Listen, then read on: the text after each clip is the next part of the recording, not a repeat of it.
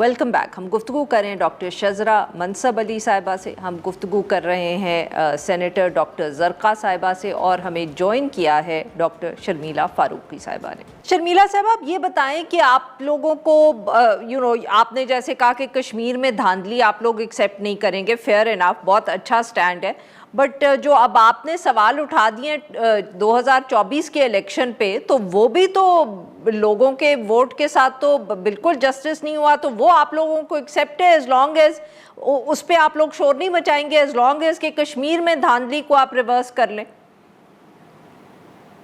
आरफा साहिबा, 2024 के इलेक्शंस हमने एक्सेप्ट नहीं किए, और 2024 के इलेक्शन में जहां जहां धांधली के शवायद 2.5 साल हो गए हैं शर्मिला साहिबा, अब क्या रह गया ना एक्सेप्ट करने वाली बात?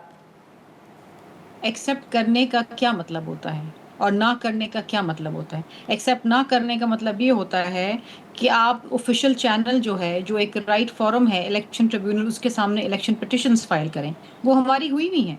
हमने कभी नहीं कहा कि चंद सीटों के ऊपर, बल्कि बेशतर सीटों के ऊपर जहां पर हमें एतराज़ है, वहां पर हमने इलेक्शन ट्रिब्यूनल के पे जाके इनके खिलाफ पिटिशनें फाइल नहीं किए। और मैं आपको एक बड़ी पते की बात बताऊं कि पीटीआई से ज़्यादा इलेक्शन पिटिशंस हमारी हैं।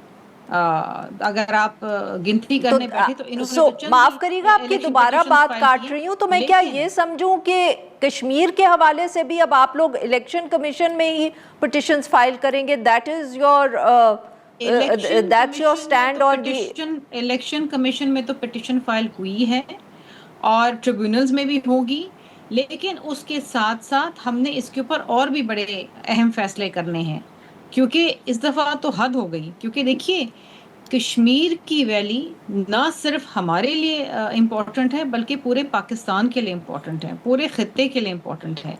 Kashmir cause is the core foreign policy.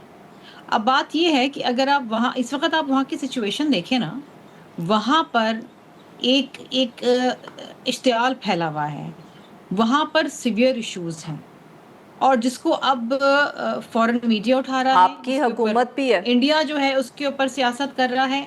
Unfortunately जिस तरीके से इसको हैंडल किया गया वो बहुत ही एक्सट्रीम तरीका था, और अब बहुत ज़रूरी था कि ये जो इलेक्शंस हुए हैं ये फ्री एंड फेयर होते हैं, ताकि वहाँ के लोग अपने हकीकी नुमाइंदों को चुन सकते और अपनी वैली का फैसला खुद कर सकते। वो 12 सीटें वो रखना चाहे नहीं रखना चाहे, उनकी लेजिस्लेटिव असेंबली डिसाइड करेगी। We are no one to decide for them, and we are no one to say कि होनी चाहिए कि नहीं होनी चाहिए।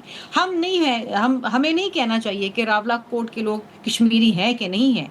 इनके वुज़रा की स्टेटमेंट से इश्तियाल फैला, वहाँ मज़ीद इश्यूज आए। ये जो बातें हम करते थे कश्मीर कॉज के हवाले से, उसको एक तरीके से धचका मिला है।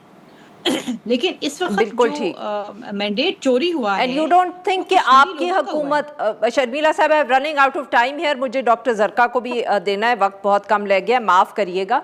डॉक्टर ज़रक़ा, आप ये बताएं कि ये जो नए सूबों की बात हो रही है, पाकिस्तान पीपल्स पार्टी का मौक़िफ़ बहुत वाज़ेह है, PMLN का भी कुछ समझ आ रहा है, आपकी पार्टी का या आपकी जमात का इस पर क्या मौक़िफ़ है? बहुत शुक्रिया आरफा। मेरा ख्याल है जी हमारी पार्टी का इसके ऊपर एक पॉजिटिव मौक़िफ़ है।